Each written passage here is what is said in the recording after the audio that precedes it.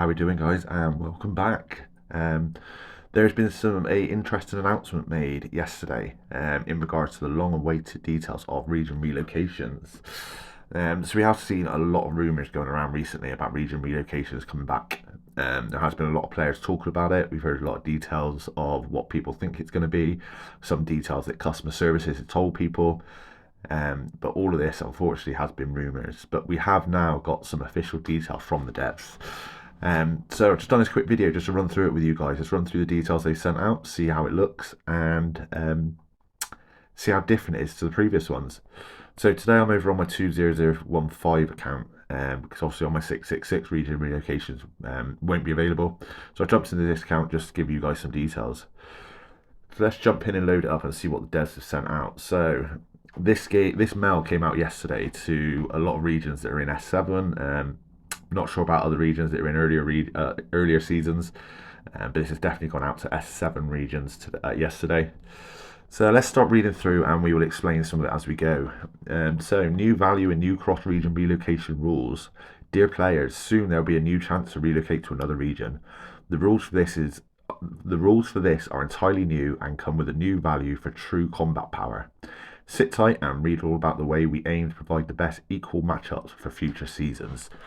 So already we can see by there they're looking at this to make sure that future matchups are fair and nice and equal. So this has always been the problem in the past. With the first region relocation that came out, it caused massive imbalances on the regions.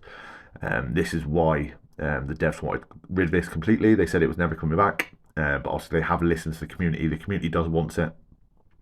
So the devs have worked hard on this by the looks of it to give us what we want.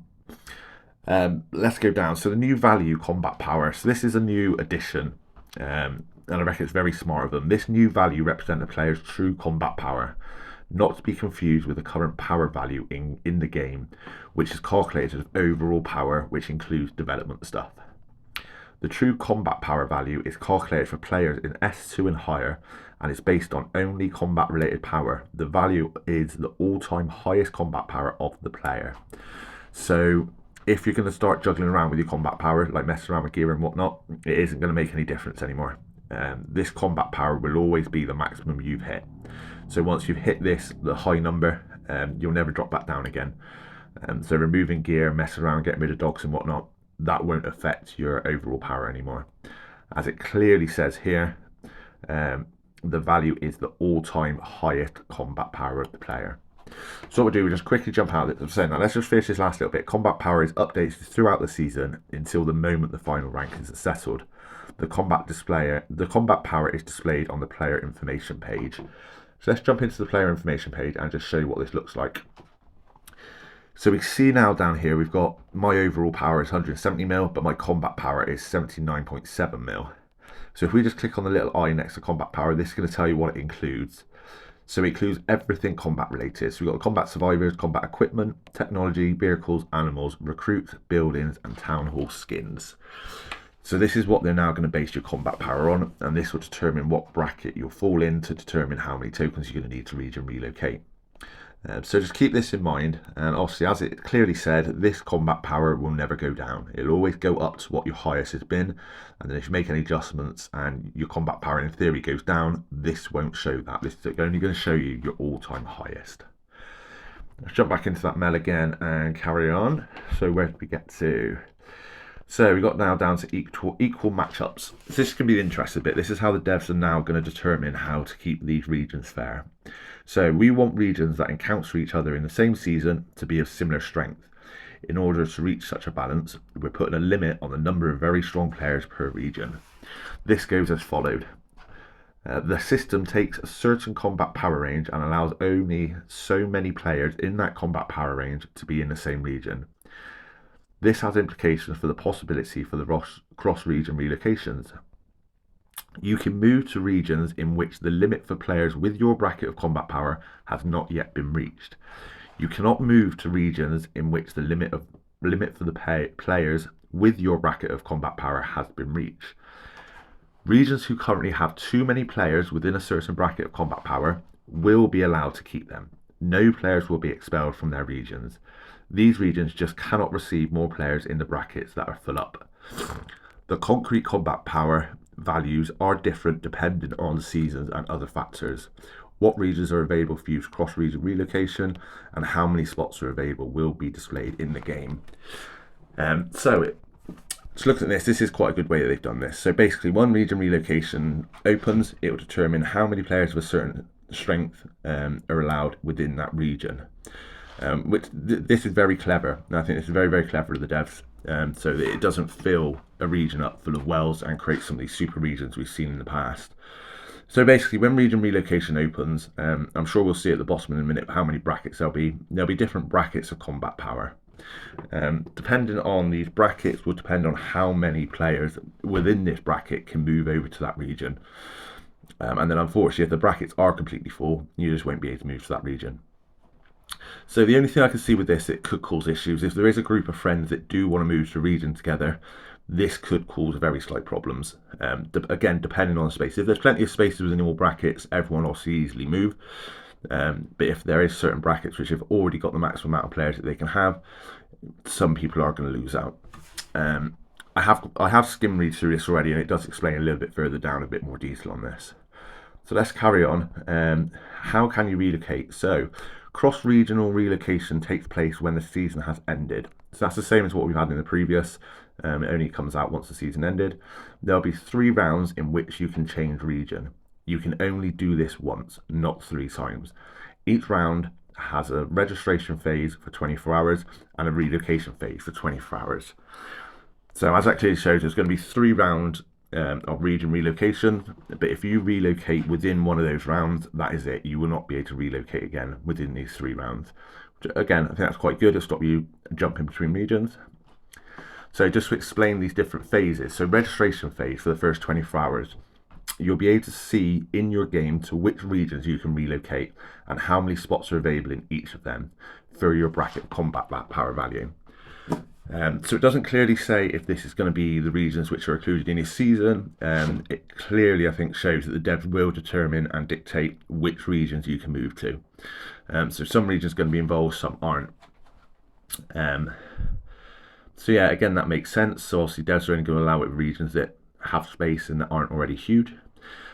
If you see a region to which you would like to relocate, you can register and apply for a spot in that region. Registration and applications are for free. So within the first 24 hours, you're basically showing your interest of which region you want to go to. It's going to give you details of how many spots are available, give you details of which regions you can go to. So yeah, within the first 24 hours, you need to make sure you register to show your interest in going. You can also view who else has applied for a spot in that same region. You can cancel your application or transfer your application to another region freely until the end of the registration phase. So within that 24 hours, it's quite flexible. You can register, you can unregister, you can transfer to a different region list to register for them. And I reckon that's quite cool that you can see who has applied for the spot in the same region. That's going to benefit in 2 ways. So if you are a group of friends that are looking to jump together, you can see who is already registered and who's interested in going, so you can see all your mates going. But on the other opposite end of that, if you do see potentially problem players or trolls that are jumping region that you don't really want to be with, that you're sick to death of being in region with, you can actually see if they're within that list as well, so you can avoid that region. So I think that's quite good that you can see who's applied and whatnot. I reckon that's very clever. If more people apply than the number of available free spots, players are admitted in order of their combat power, the strongest first. So that goes back to these brackets that they're going to create. So if there's only so many slots and more people register their interest in what there is slots available, it will go on power. So whoever's got the highest power will get priority move in regions. Some people might not find that fair, but to be totally honest, the devs would have had to have found a way to have done this. And I think that is probably the easiest way for them to do this. We then move on to the relocation phase, which again lasts for 24 hours. So players who are eligible for the relocation of their choice can now do so. This costs relocation tokens. The amount will depend on the combat power value. So it will show down below in a minute when we get there. The region relocation tokens needed. It doesn't actually show the cost, but the tokens needed, but we'll get to that.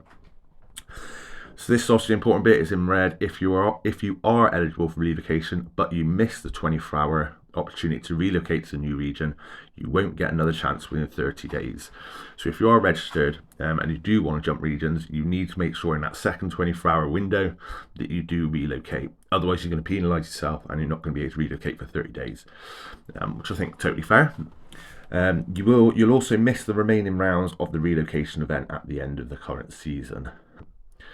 If you are not eligible, for example, you apply but the spots of the combat value brackets have already been filled, you can register again in the next round. So if you don't get to relocate through no fault of your own, if it's only because the region is full, you have got the opportunity then to relocate on the next round when it becomes available. When do the 3 region relocation rounds take place? So this is obviously going to be different for a lot of different regions, depending on when you finish your season. But this is obviously for the region I'm in at the minute of 20015. So for the end of the current season 7, the event will run from the 10th of May. There are opening hours for each round. So I'm not going to go through that in detail, guys, so that's going to be different for everyone. So I'm sure you can jump into your in-game mails and work that a little bit out yourself. And then finally we go down to how many relocation tokens would my relocation cost. So again, they haven't given the details of the price of the tokens. I don't know if they're going to be the same as the first time round or if they are going to be different. So I'm sure we'll see that in coming days of how much tokens are going to cost. But these are also going to be the brackets of combat powers when I keep saying about brackets. So the top highest bracket is going to be 325 mil and higher. So any player that's 325 mil and higher is going to need 600 tokens to be able to relocate. So that's obviously going to be the highest price point. That is going to be some serious money to be able to relocate. But again, it's just restricting the amount of huge players in each region. Next combat power brackets 252 up to 325. That's going to be 400 tokens. 191 mil to 252 mil, 200 tokens. 121 mil to 191 mil, 50 tokens. And the lowest of power is 0 to 121 mil, which is going to be 5 tokens. So I can't quite remember how that tallies up with the previous system they had. But that gives you the details, and I'm sure when the token value comes out, we'll be able to see sort of like a breakdown of prices for each of these brackets. I'm sure someone will create a guide. And that is it from them. So it's quite interesting. I've read through this, I've skimmed through it, read it a few times and gone through it there in detail with you guys. Personally for me, I reckon this is a very clever idea, the way the devs have done this. They made sure it's fair for future seasons, stop some of these massive super regions being created. These brackets, I think, is a very clever idea. I'd say it could be a little bit frustrating for certain players, especially some of the lower power players that fall into bracket and can't relocate because the higher power players have already got the spaces. I can imagine that could be a little bit frustrating. But you've got to remember here, guys, as much as players can get frustrated by different things, the devs have to work out a way to be able to keep things fair. And I think they've hit this pretty spot on. It'll be interesting to see it actually in progress when it happens. But overall, I think this could be a very fair system. I think it's a very clever way the devs have done this. And I think this could work. Obviously, as I just said, it is going to be a case of trial and error, seeing how it works, seeing how it actually goes once it goes live.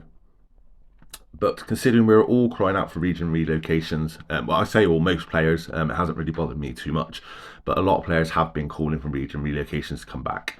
So we've got to appreciate what the devs have done. They've listened to the players' feedback, they listened to what you've wanted, and they produced this system to be able to give you what you want, but also trying to keep the matchmaking fair within seasons. So as I said, I think it's a really, really good idea. They've done really well with this. This combat power as well, along with given the actual, sorry, let's just quickly back into it, giving you the 4 different breakdowns. I reckon it's a cool little stat to see anyway, seeing your actual combat power stat. So I reckon that's a nice little feature to be there anyway. So let me know what you think, guys. Drop me a comment in this video below on YouTube. If you see this on Facebook, in the Walking Dead Survivors community group, drop me some comments below. Let me know your thoughts on this. Hope you find this helpful. Hope this explained it a little bit better. And I'll catch up with you guys on the next video. Take it steady, guys.